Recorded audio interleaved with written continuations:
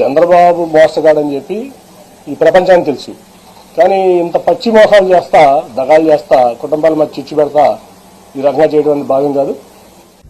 సరే, కాసేపు నువ్వు అన్నదే నిజం అనుకున్నావు. చంద్రబాబు నాయుడు గారు పచ్చి మోసగాడు నువ్వు మాట్లాడుతున్నావు. నిజంగా చంద్రబాబు నాయుడు గారు పచ్చి మోసగాడు అయ్యి ఉంటే ఎందుకు 2014లో చంద్రబాబు నాయుడు గారి చేతి మీద నువ్వు బీఫామ్ తీసుకున్నావు? 5 ఏళ్ళు ఎంపీగా ఎలగబెట్టావు కదా. సరే, చంద్రబాబు నాయుడు గారు పచ్చి మోసగాడని ఇప్పుడు మాట్లాడుతున్నావు కదా. నీకు 2014 నుంచి 2019 వరకు విజయవాడ ఎంపీగా నువ్వు ప్రాతినిధ్యం వహించావు కదా. సరే, నీకు 2014లో నువ్వు టికెట్ తీసుకునేటప్పుడు, బీఫామ్ తీసుకునేటప్పుడు చంద్రబాబు నాయుడు గారు నీకు పచ్చి మోసగాడని తెలియకపోయి, కానీ 5 సంవత్సరాల తర్వాత తెలిసి ఉండాలి కదా చంద్రబాబు నాయుడు గారు పచ్చి మోసగాడు అని. మరి 2019లో ఏ ముఖం పెట్టుకుని చంద్రబాబు గారి దగ్గరికి నువ్వు బీఫామ్ తీసుకున్నావు గారు నాకు అర్థం కావట్లేదు. ఈ రోజు చంద్రబాబు గారు పచ్చి మోసగాడు అంటున్నావు. నిజంగా చంద్రబాబు గారు పచ్చి మోసగాడు అయ్యి ఉంటే ఈరోజు మీ కుమార్తె కేసీఎన్ శ్వేత గారిని రతన్ టాటా గారి దగ్గర ఉద్యోగం చేస్తుంటే ఎందుకు అక్కడ ఆ ఉద్యోగానికి రిజిగ్నేషన్ ఇప్పించి ఎందుకు నువ్వు విజయవాడలో కార్పొరేటర్ గా ఆవిడతోటి పోటీ చేయించావు? ఆవిడ్ని మేయర్ అభ్యర్థిగా ఎందుకు ప్రకటింపజేశావు? చంద్రబాబు గారు పచ్చి మోసగాడని చెప్పొచ్చు కదా. అమ్మా శ్వేత, చంద్రబాబు నాయుడు గారు పచ్చి మోసగాడు, మనకి రాజకీయాలు వద్దు, నేను కూడా నా ఎంపీ పదవి నుంచి వైదొలుగుతున్నాను, రాజీనామా చేస్తున్నాను, మనకి రాజకీయాలు వద్దు తల్లి, నువ్వు రతన్ టాటా గారి దగ్గరే ఉద్యోగం చేసుకో, సోషల్ సర్వీస్ చేసుకుని ఆ రోజే నువ్వు మీరు శ్వేత గారికి చెప్పాలి కదా. నాని గారు తీసుకొచ్చారు, పోటీ చేయించారు, చంద్రబాబు గారిని మీరు పిలిపించారు, బహిరంగ సభకు పిలిపించారు కదా కాదా. ఈరోజు లోకేష్ గారు ఆఫ్టర్ ఆల్ పాదయాత్ర చేసేదానికి ఏం రైట్స్ ఉన్నాయని నువ్వు అడుగుతున్నావా? అసలు లోకేష్ గారి గురించి మాట్లాడేదానికి మీకేం రైట్స్ ఉన్నాయి నాని గారు? నాకు అర్థం కావట్లేదు.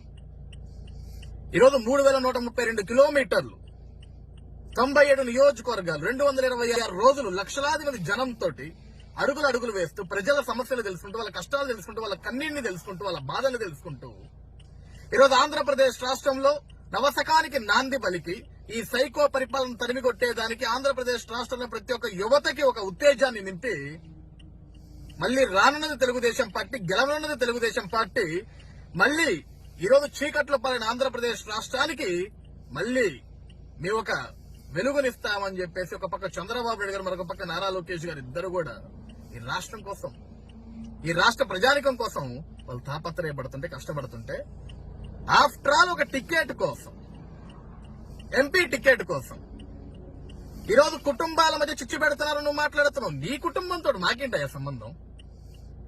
నీకు మీ తమ్ముడికి ఏం గొడవలు ఉన్నాయో మాకేం తెలియదు కదా. నీ కుటుంబంలో ఏం జరుగుతుందో మాకేం తెలియదు కదా. ఈ రోజు ప్రజలకు కావాల్సింది ఏంటి? ఏ నాయకుడు వచ్చినా సరే ఆ ప్రజలకు మంచి చేయాలా, ప్రజలకు న్యాయం చేయాలా, ప్రజల తరపున నించోవాలా, ప్రజల తరపున పోట్లాడాలా, ప్రజల తరపున మాట్లాడాలా, ప్రజలకు మంచి చేయాలని ఆలోచిస్తాం తప్ప మీ కుటుంబంలో మీరేం మాట్లాడుకుంటారు మాకేటో తెలుస్తుంది నాని గారు. దానికి తెలుగుదేశం పార్టీకి, దానికి చంద్రబాబు గారికి ఏంటి సంబంధం? ఈ రోజు పార్టీలు మారంగానే స్వరాలు మారిపోతాయి మీకు. ఇదే జగన్మోహన్ రెడ్డి ఒక అవినీతి పరుడు, ఒక దొంగ, ఒక దగాకోరు. ఇతని వల్ల ఆంధ్రప్రదేశ్ రాష్ట్రం సర్వనాశనం అయిపోతుంది. ఆంధ్రప్రదేశ్ రాష్ట్రానికి రాజధాని లేకుండా పోయిందని పార్లమెంట్ లో గొంతెత్తావు నువ్వు.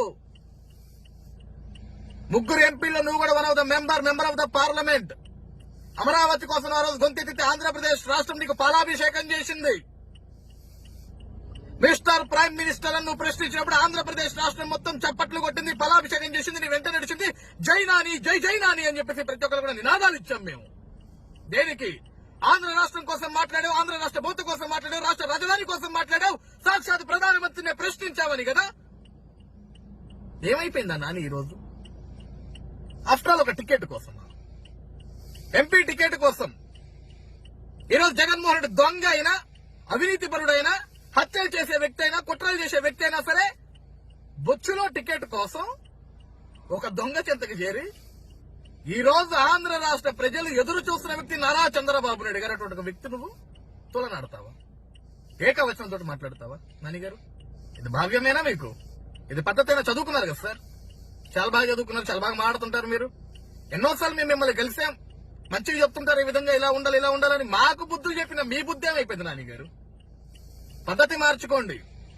ఈ రోజు మీరు జగన్ చెంతకు చేరితే మీరు ఏ రతన్ టాటా గురించి అయితే మాట్లాడారో ఆ రతన్ టాటా గారు కూడా మీ మొక్క మీద కాండ్రించి ఉంటారు. ఆ విషయాన్ని గుర్తుపెట్టుకుని నాని గారు మీరు. ఆయన కూడా మీకేమి భుజం మీద చెవేసి సూపర్ నాని చంద్రబాబు వదిలేసి అవినీతి పడిన జగన్ దగ్గరకు వచ్చావని చెప్పి నీకేమి ఫ్లవర్ బుక్ ఇచ్చి వెల్కమ్ చెప్పడు ఆయన ఇంటికి.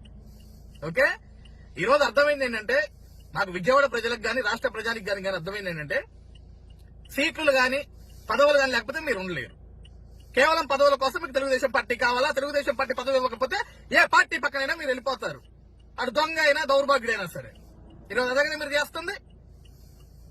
మహా వ్యక్తులందరినీ పక్కన వేసుకొని పెద్ద దొంగ దగ్గరికి వెళ్లి ఆయనకు ఒక బొక్కే ఇచ్చి, నేను జగన్ బాబు వెంటే ఉంటా, జగన్ బాబు వెంట జగన్ కన్నా తల్లి లేదు, తోబుట్టిన చెల్లి లేదు, జగన్ ఒక పెద్ద దొంగ, జగన్ వల్ల ఎటువంటి ఉపయోగం లేదని సొంత తల్లి సొంత చెల్లే వదిలిదొబ్బారు నాని గారు. నువ్వెంత సొంతం బాబాయినే ఇష్టపడదొబ్బాడు. అవకాశానికి అందరినీ వాడుకొని అవకాశం తీరిన తర్వాత కూరలో కరివేపాకు మాదిరి జగన్ తీసి పడేస్తాడు. ఆ తర్వాత మీ పరిస్థితి కూడా అదే, గుర్తుపెట్టుకోండి.